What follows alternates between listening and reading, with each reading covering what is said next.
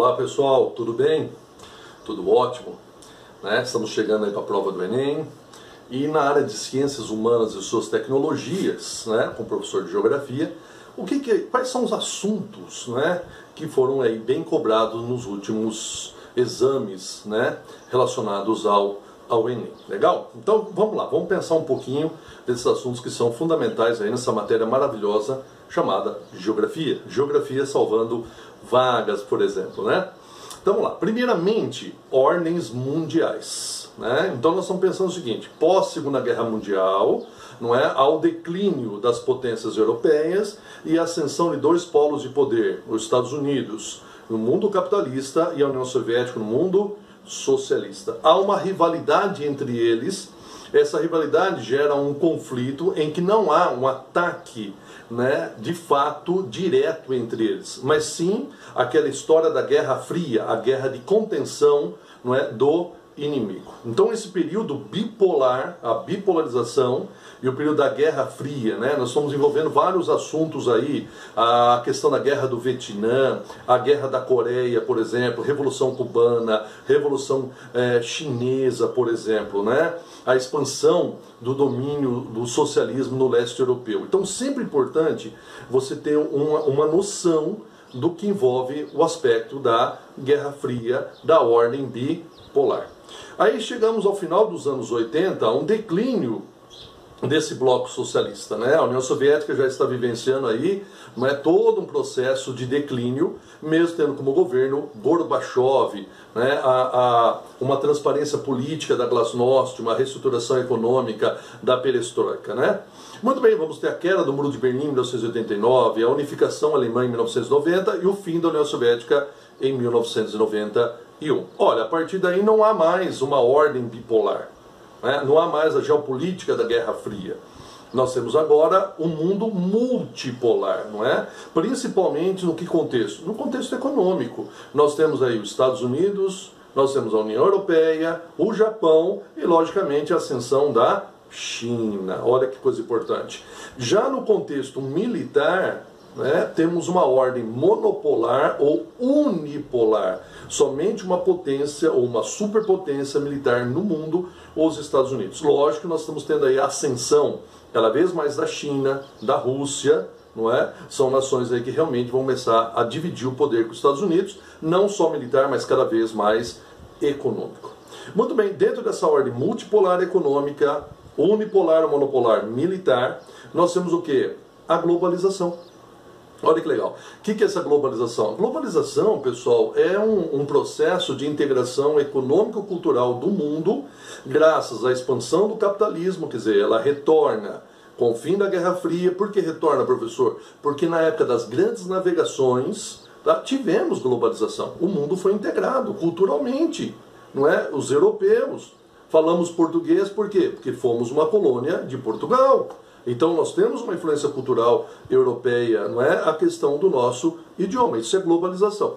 E aí nós temos a globalização. Então a expansão é o processo de integração econômico-cultural, não é, do mundo, graças à expansão do capitalismo e evolução tecnológica dos meios de comunicação e de transportes, não é, que provoca um aniquilamento do espaço pelo tempo, quer dizer, consegue percorrer maiores distâncias em menos tempo. Isso vai aumentar o fluxo, né, de pessoas circulando no mundo, o fluxo de imigrantes, de refugiados, como também o fluxo de capitais, informações, né, mercadorias. Tá? Isso é um ponto importante. Então o mundo vive cada vez mais integrado e, se a gente imaginar, o mundo ficou cada vez menor diante do avanço tecnológico dos meios de transporte e meios de comunicação, tá? Então, essa globalização aí é todo um processo, principalmente econômico e cultural no mundo. Isso é muito importante. E aí, da globalização, pessoal, nós já amarramos com a pandemia, Covid-19, não é?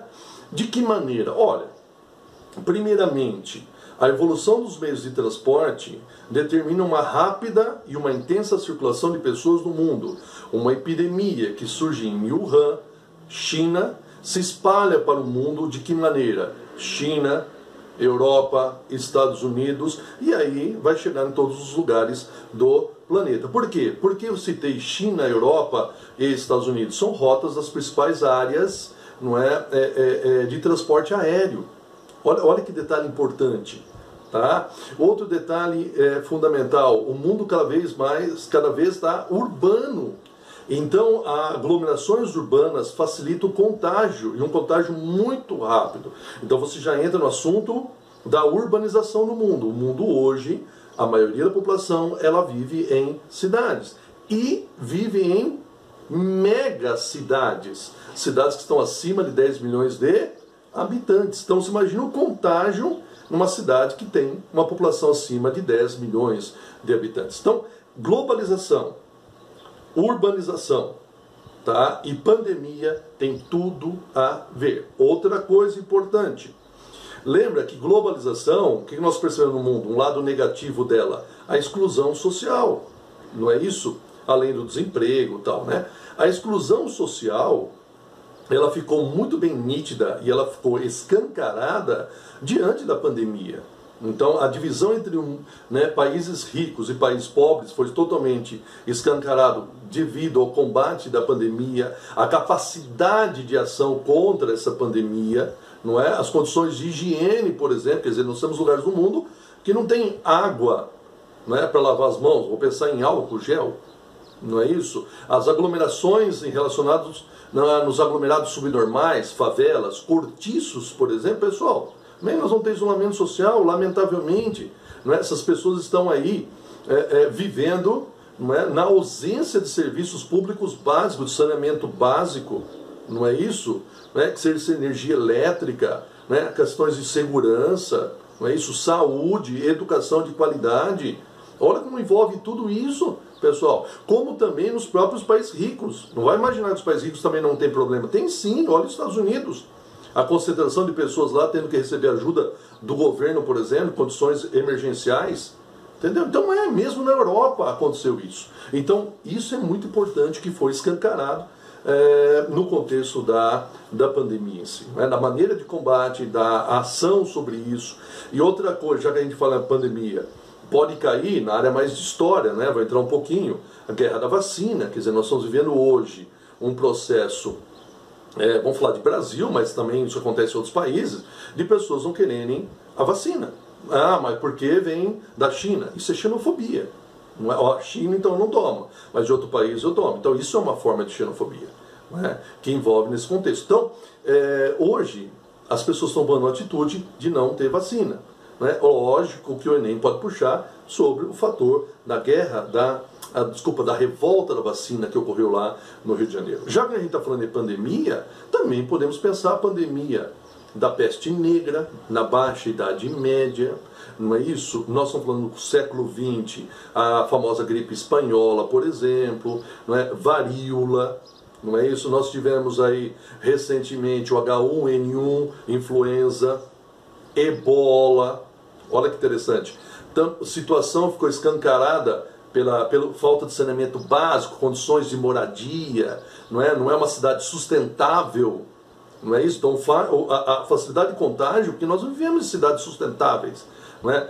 Cidades que tenham condições aí muito mais arejadas, estruturas que permitem aí que as pessoas possam, né, ter uma vida melhor. Então nós estamos lembrando o quê? Dengue, chikungunya, não é isso? Zika vírus. Tudo isso, pessoal, envolve nesse contexto. Assim, olha só, globalização, tecnologia, pandemia, circulação no mundo rapidamente. Não é? Outra coisa que a gente pode pensar, olha, os países tomam medidas, não é, contra de maneira isolada, não, desculpa, o isolamento das pessoas para poder controlar a pandemia, mas quem garante que esse isolamento que os países estão adotando não continuem, não vão se perpetuar pós-pandemia na maneira de você controlar refugiados e imigrantes, como exemplo os Estados Unidos, como exemplo a própria Europa em si. Então nós vamos ampliar a xenofobia. Olha só onde nós chegamos, pessoal. Tudo isso envolve globalização, envolve pandemia. Muito bem. Outro ponto importante que nós vamos ter, tá? Questões de clima. Então nós vamos pensar as mudanças climáticas, não é? Provocadas pelo aquecimento global antropogênico, aí você já participa dos problemas vindo do aquecimento global antropogênico, derretimento das geleiras, aumento do nível dos oceanos, aquecimento dos oceanos, a acidificação dos oceanos, a degradação das áreas, por exemplo, de corais, que são importantes, não é? Alterações nas correntes marítimas importantíssimas no mundo, como a corrente marítima quente do Golfo, o Gulf Stream, sul-sudeste dos Estados Unidos, oeste da Europa, por exemplo, não é? O derretimento do gelo lá no solo permafrost, lá na Sibéria, Rússia, norte do Canadá, não é isso? Nós estamos tendo problema de afundamentos do solo na região da Sibéria, derretimento do gelo e aceleração dessa decomposição dessa matéria orgânica que é o solo permafrost. Nós podemos estar liberando no futuro bactérias, vírus, não é? Que estavam lá retidos, entendeu? Então você pensar tudo isso, pessoal, o aumento da temperatura, o maior consumo de água, então nós vamos retirar cada vez mais água dos aquíferos, dos rios, nós vamos ter problema na agricultura, que envolve, não é? Então lembra que você tem já a hidrografia, então dá uma olhadinha nas questões envolvendo a hidrografia, bacias hidrográficas importantes no mundo, amazônica, do Congo, não é? Da Mississippi, Missouri dos Estados Unidos, por exemplo, do Reno, Danúbio, Volga na Europa, não é? Então, você dá uma passadinha que é importante, pessoal, você pensar na hidrografia, não é? Por quê? Porque estamos consumindo mais água. Qual a atividade econômica que mais consome água no planeta? Agricultura, irrigação.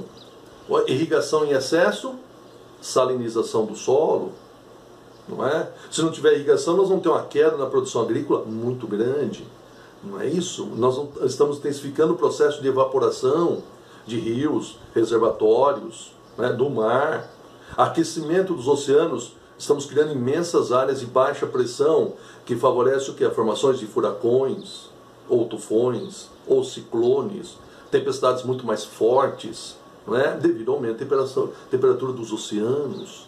Olha isso, pessoal. Aí você já pensa o quê? Fontes de energia, professor.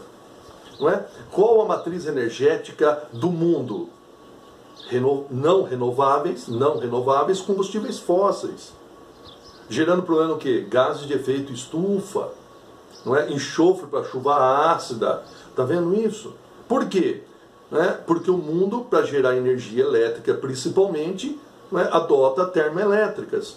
Carvão, gás natural. Então a matriz energética mundial ela continua sendo combustíveis fósseis. Entendeu? Se dá esse passeio. Ó, e o Brasil, professor?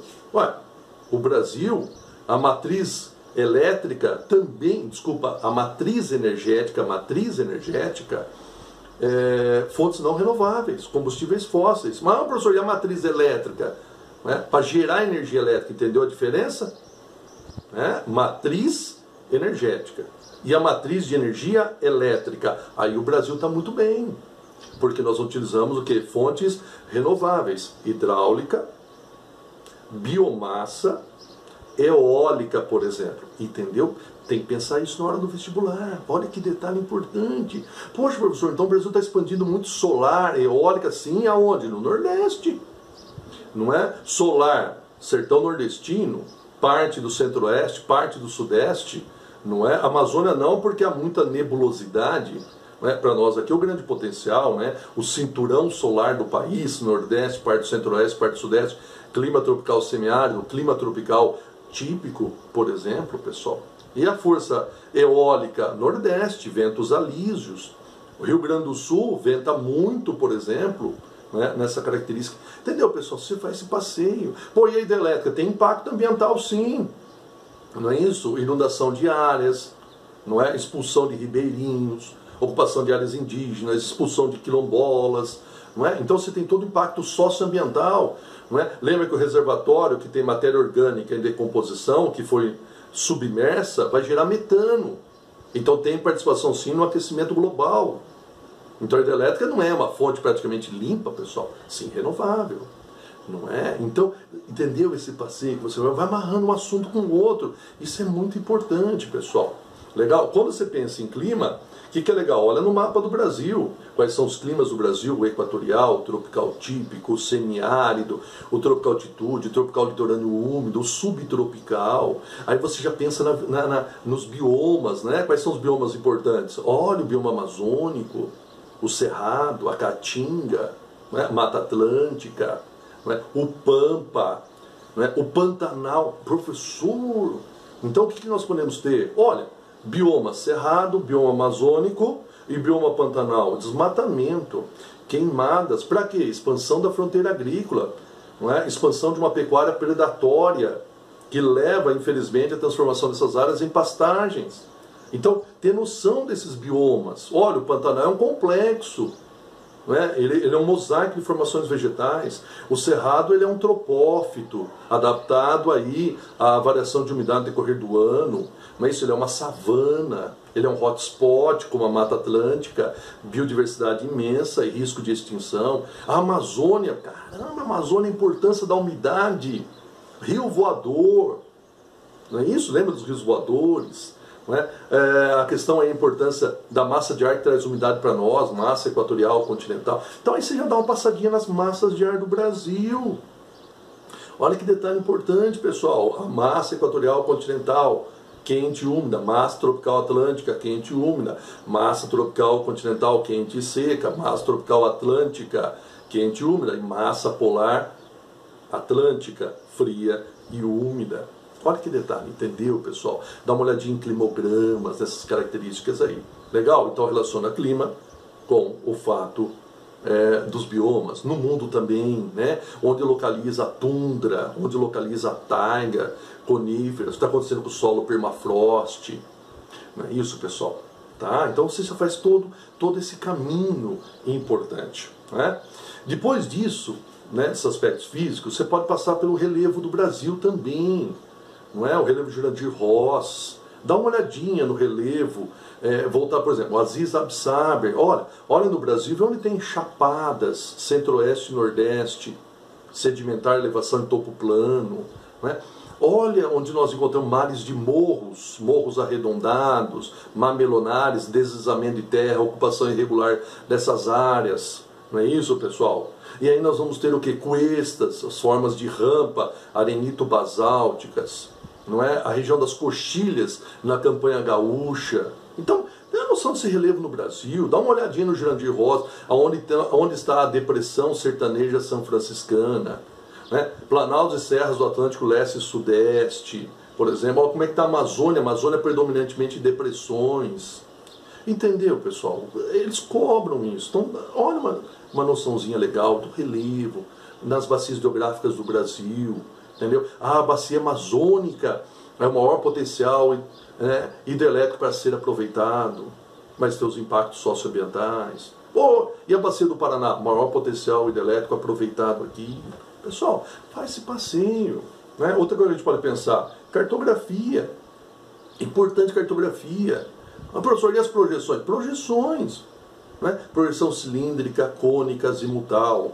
Projeção cilíndrica conforme do Mercator, áreas distorcidas e formas mantidas, navegação, não é? Eurocêntrica, não é? Projeção cilíndrica equivalente de Peters, não é? Áreas mantidas, formas distorcidas, década de 1970, valoriza os países pobres. A projeção cônica, não é? A projeção cônica é aquela que representa parte dos hemisférios, né? Então é importante.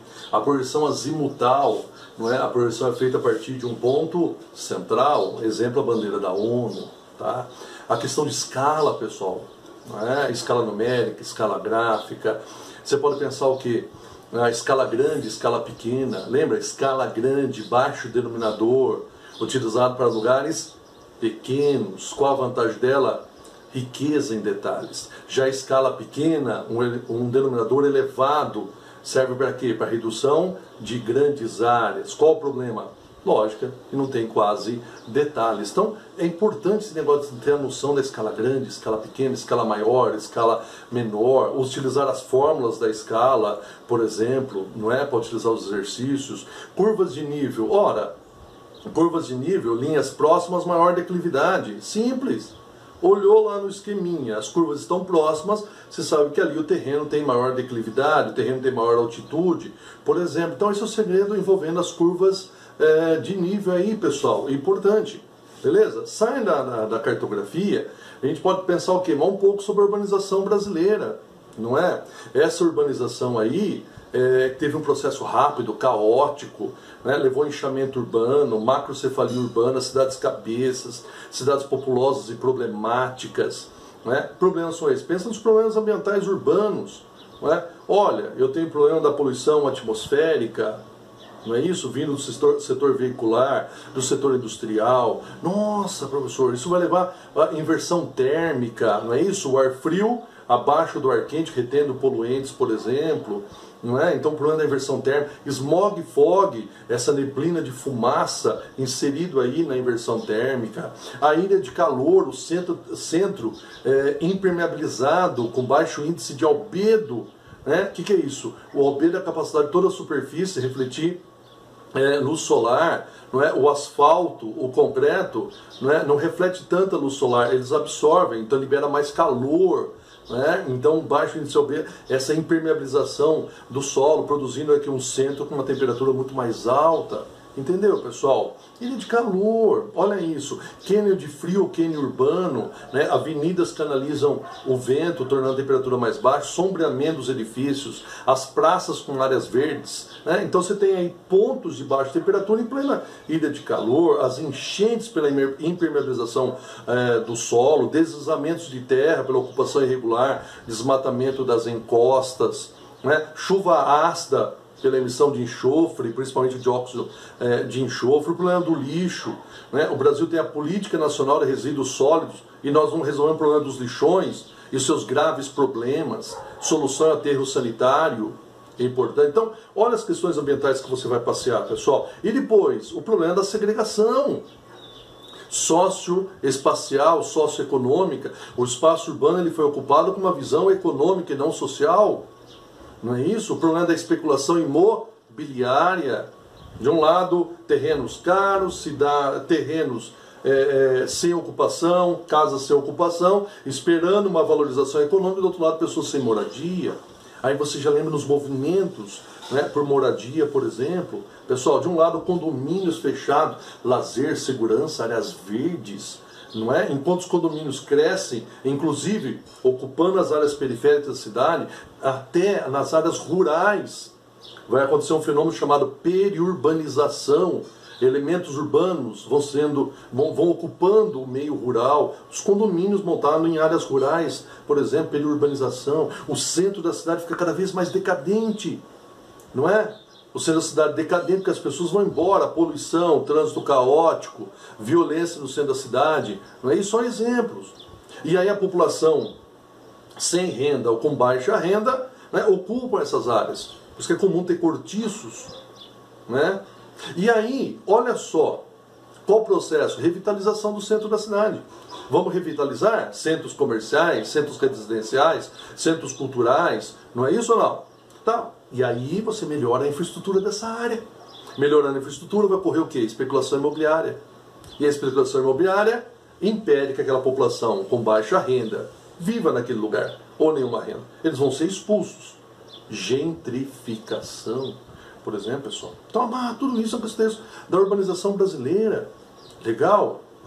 Quando você pula para a indústria, por quê? Porque indústria e urbanização tem a ver.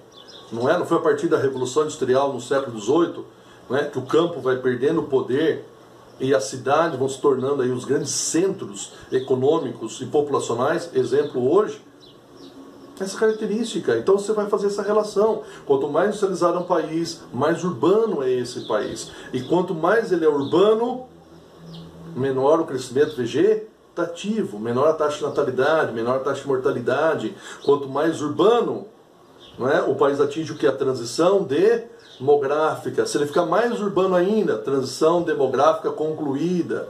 Aí você já pensa em pirâmide etária.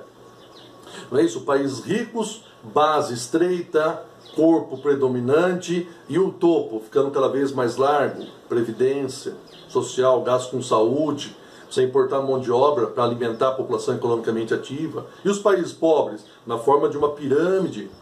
base larga, taxa de natalidade alta, não é? Topo da pirâmide estreito, baixa expectativa de vida. Então, a pirâmide etária você já marca a condição socioeconômica, a condição urbana, tudo bem? Com a condição industrial dessa área, pessoal. Entendeu? Faça isso na hora. Pensa a geografia, isso é muito importante, tá?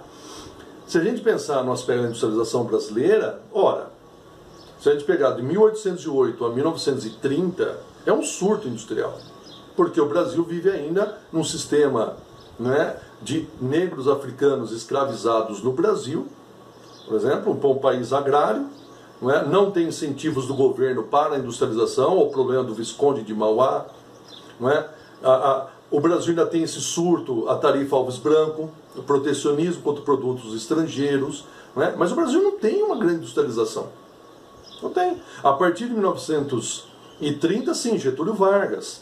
Aí vem o Estado desenvolvimentista, não é isso? O Estado é o motor da economia, as empresas estatais, investimento em infraestrutura, investimento no setor extrativo, Petrobras, Vale, CSN, por exemplo, né? Nós vamos ampliar o processo substitutivo. O que é isso? Produzir no território aquilo que era importado. Então nós vamos ter, de fato, crescimento industrial, Revolução Industrial, Getúlio Vargas, década de 1930.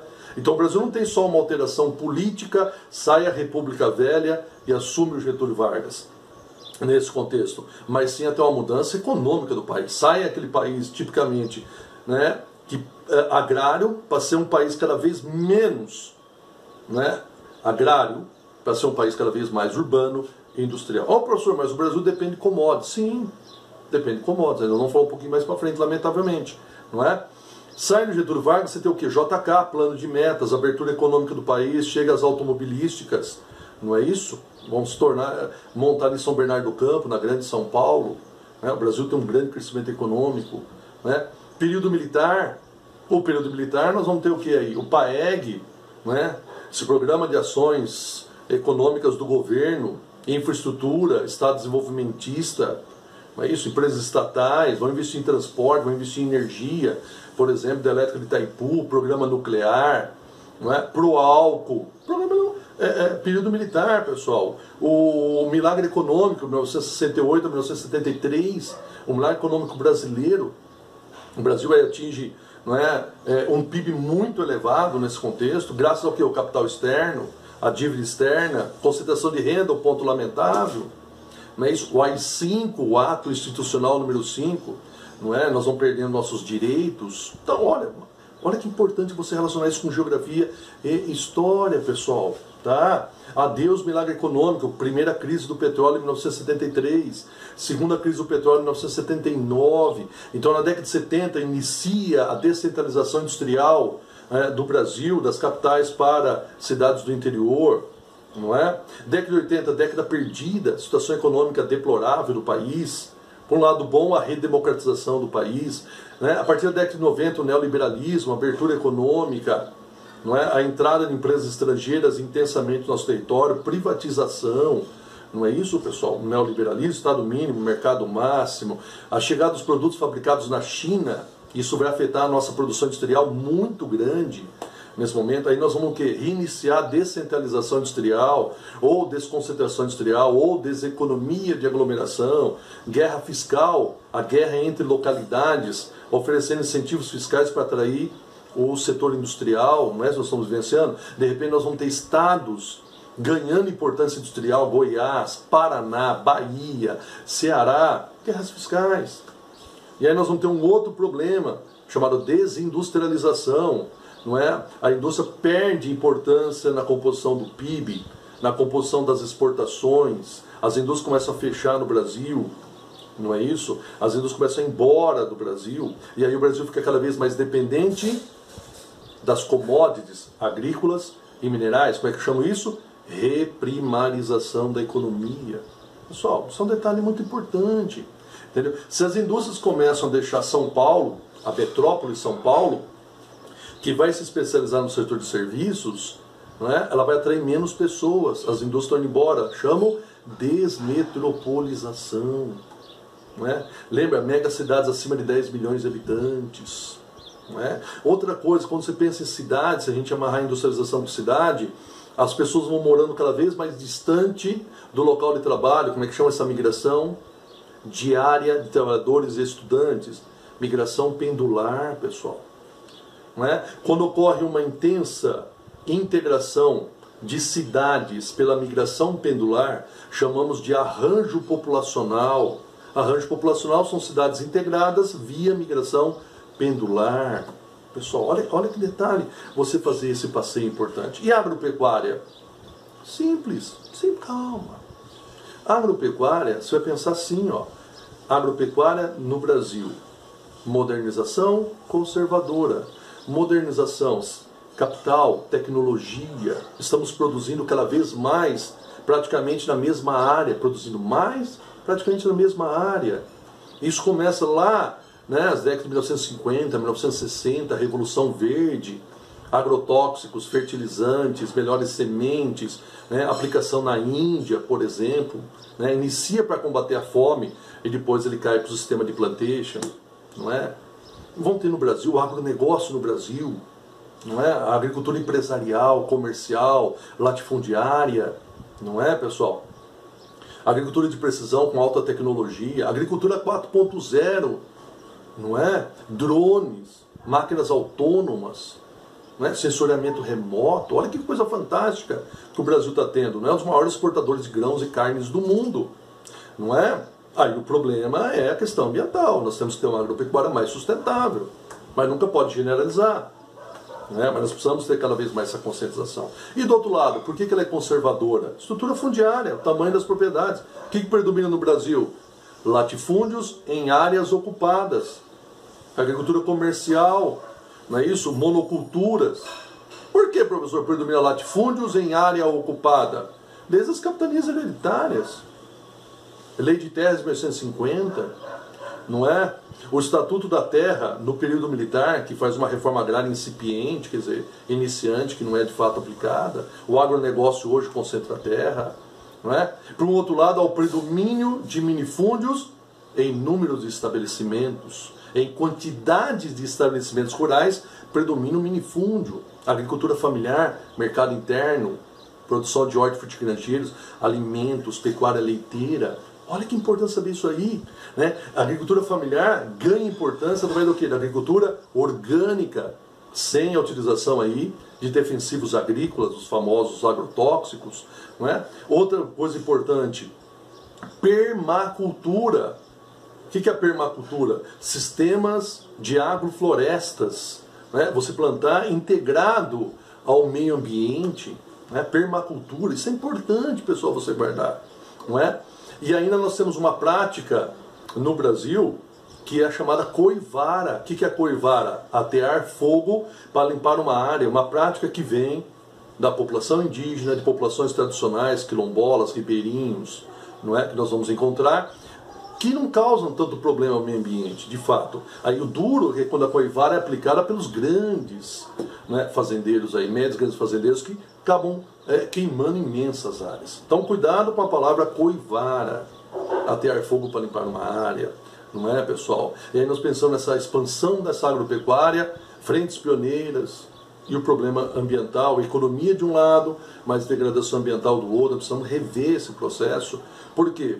Porque nós precisamos do meio ambiente, mas também precisamos da agropecuária, porque é a base da exportação do Brasil é soja, é carne. Como é que a gente para de exportar? Então se relaciona com commodities, reprimarização da economia, pessoal. Entendeu? Esse detalhe é fundamental. Depois a gente pensa no contexto do próprio transporte no país, né? Predomínio do sistema rodoviário, custoso, poluente. Está errado prioridade do sistema rodoviário para um país com grandes dimensões. Deveria ter sido o quê? Ferroviário, hidroviário, não é? Ampliar o sistema de multimodalidade, a integração entre modais de transporte, não é isso, pessoal? Cabotagem, navegar entre portos nacionais, marítimos e fluviais, quer dizer, você navega entre portos do território nacional, cabotagem. Olha que soluções para o Brasil, pessoal. Isso é muito importante. Legal? Nesse contexto. Então, olha só, nós passeamos aspectos físicos, passeamos pela urbanização, pela industrialização, pela agropecuária, fontes de energia. Muito importante fontes de energia. Professor, fontes de energia é importante? Claro que é. Qual é a matriz energética mundial? Fontes não renováveis, combustíveis fósseis. Qual é a matriz elétrica, matriz de energia elétrica no mundo? Combustíveis fósseis, termoelétricas, queimando carvão e gás. Ah, daí que vem os gases de efeito estufa, aquecimento global, exatamente. E seus problemas. E o Brasil? Qual é a matriz energética do Brasil? Fontes não renováveis, combustíveis fósseis. Mas qual é a matriz de energia elétrica no Brasil? Fonte renovável, hidrelétrica, biomassa, energia eólica. Então, fontes de energia é sempre importante, pessoal. Nossa, professor, é verdade. Onde tem bastante energia eólica no Brasil? Nordeste. Ventos alísios, fortes e constantes. Litoral nordestino, Rio Grande do Sul, que venta bastante. Não é isso? Nessa característica aí. E energia solar, Nordeste, parte do Centro-Oeste, parte do Sudeste. Clima semiárido, clima tropical típico, cinturão solar do Brasil. Olha o potencial nosso. O professor, mas é a Amazônia? Não, a Amazônia é baixo por causa da intensa nebulosidade, o clima equatorial. Então olha o potencial nosso em biomassa, pessoal. Né? Queimar, por exemplo, biogás dos aterros sanitários em termoelétricas, não é? Bagaço de cana. Então, isso vai cair, pessoal, porque o Brasil realmente está tendo um importante aumento nessas fontes de energia cada vez mais renováveis. Porém, ainda é dependente de combustíveis fósseis como um todo. Não para energia elétrica, mas como um todo. Cuidado com esse detalhe aí. Muito bem, o que a gente pode pensar no mundo? Pensar no mundo. Sempre importante, a evolução do capitalismo, a origem dele com a crise do feudalismo na Baixa Idade Média, expansão do mercantilismo comércio, depois vem o que? As grandes navegações, capitalismo comercial, as revoluções industriais, capitalismo industrial. Aí você lembra que na segunda revolução industrial você tem o sistema fordista, né? Trabalhador alienado em função rígida, concentração industrial, produção em massa, em série, em grande quantidade, estoques, né? Fordismo, você vai ter, que pega as ideias do Taylor, do Taylorismo. Depois nós vamos ter aí praticamente pós-Segunda Guerra Mundial, começo do século XX, capitalismo financeiro. Vamos enfrentar a ordem bipolar, Guerra Fria durante o período do capitalismo financeiro, monopolista, oligopolista, cartel, quando as empresas combinam o mesmo preço, truste, fusão de empresas, não é? Holding, quando uma empresa é acionista majoritária de várias empresas, dumping, prática, por exemplo, da China, colocar o preço abaixo do mercado, né, para quebrar os concorrentes, por exemplo, sistema de dumping. Né? E a partir aí da segunda metade do século XX, terceira revolução industrial, a revolução técnico-científica, robótica, informática, biotecnologia, sai o Fordismo e entra o Toyotismo. Trabalhador o que? Qualificado em função flexível, não é isso? Um trabalhador que pensa, descentralização industrial, terceirização da produção, né? A empresa contrata prestadores de serviço para ter a produção, não precisa ela fazer tudo. Não, eu pago para alguém fazer parte do meu serviço. A terceirização da indústria se espalha para o mundo, não é? As famosas fábricas globais que vão se tornar intensas com a globalização, né, pessoal? Isso é a marca, o pós-Fordismo, né? Just in time, eliminação dos estoques. Olha que coisa legal se pensar, né? E depois aí, já a partir da década de 2010, a quarta revolução industrial, agricultura, a indústria 4.0, não é isso? Big Data, por exemplo, não é? Conectividade, internet das coisas, não é isso? Internet na nuvem, tá? Alta tecnologia, máquinas autônomas, não é? Então faz esse passeio, pessoal, isso é importante, legal? Quando você pensa em África, sempre importante a África, Conferência de Berlim, Partilha da África, não é? Fronteiras artificiais, tribos inimigas, grupos étnicos inimigos no mesmo território, não é? Pós-independência, no processo da descolonização afroasiática, no pós-Segunda Guerra Mundial, entram nas guerras, por exemplo, né, pessoal? Então você tem que saber colonialismo, neocolonialismo, descolonização, a Conferência de Berlim, não é isso, pessoal? A economia africana, não é? Sempre explorada, por exemplo, a importância cultural africana no Brasil, né? Grupos como sudaneses, bantus, que vieram para o Brasil, por exemplo, principalmente aí sudaneses, né? E toda a participação aí na formação da população brasileira. Aí você pode pensar num país ainda que infelizmente tem ainda o preconceito, não é? Então, olha só, que detalhe importante, pessoal. Você vai pensar sobre essa África. Cada vez mais a África, o quê? Capital chinês. A China quer a África para quê? Commodities. Então a China investe na África. O porto de Djibouti, no país de Djibouti, né? Aliada da Nigéria, do Sudão. Não é? A China cada vez ocupando mais espaço que antes era da Europa e dos Estados Unidos na África. Isso é importante. Europa, né? A questão do Brexit, movimentos separatistas no continente, problema da xenofobia, não é? Você vai para o Oriente Médio, a guerra civil no Iêmen, não é? De um lado os sunitas apoiados pela Arábia Saudita, do outro lado os Houthis, que são zaidistas, uma vertente do xiismo, então são aliados do Irã. Então a guerra civil no Iêmen, ela é alimentada por um conflito geopolítico Arábia Saudita e Irã. O mesmo Irã que está acelerando seu programa nuclear, porque os Estados Unidos abandonou com o Donald Trump o acordo nuclear iraniano a partir de 2015, lamentavelmente. Né? A questão de Israel, o conflito árabe-judaico, pessoal, a Síria, o que foi o Estado Islâmico, não é? O problema ainda do conflito sectarista, do conflito étnico ou sectário no Iraque. O Iraque é um país com maioria xiita, então cada vez mais se aproxima do Irã. Lembra, nós tivemos o caso dos Estados Unidos num ataque aí, matando um dos homens mais importantes do setor militar do Irã, por exemplo. Então, olha esse passeio, pessoal. Isso é fundamental. O Golfo Pérsico, OPEP, petróleo, vai para a Índia, Caxemira. Não é? Existe a Caxemira paquistanesa, indiana e chinesa. Não é isso? O problema é na Caxemira indiana. Índia, hindu, população da Caxemira muçulmana, ela quer se separar da Índia para ser anexada ao Paquistão. Então, um conflito importante. Tivemos 3 guerras entre Paquistão e Índia. Uma guerra hoje é preocupante, por quê? Porque tanto Índia como Paquistão têm armas nucleares. Tivemos guerra Índia com China pela Caxemira também. Pô, isso vai ser importante, pessoal. Desses movimentos separatistas, o movimento separatista muçulmano na ilha do sul da Filipinas, que é muçulmana, enquanto o país Filipinas são cristãos, católicos, mas o sul, Mindanao, é muçulmano, quer se separar, por exemplo. Esse movimento separatista, você tem que saber isso aí, pessoal.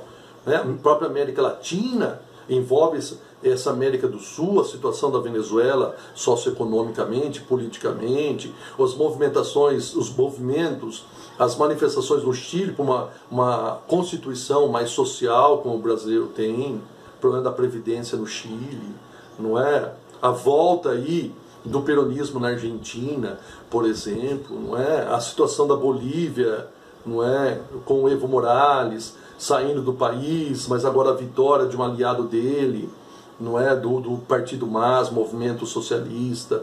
Pô, dá uma olhadinha nessa América Latina, pessoal, vale a pena nós passearmos sobre esses contextos aí.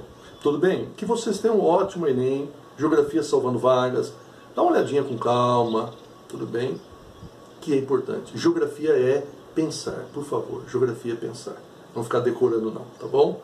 Uma ótima prova para vocês. Até mais, pessoal. Um abraço.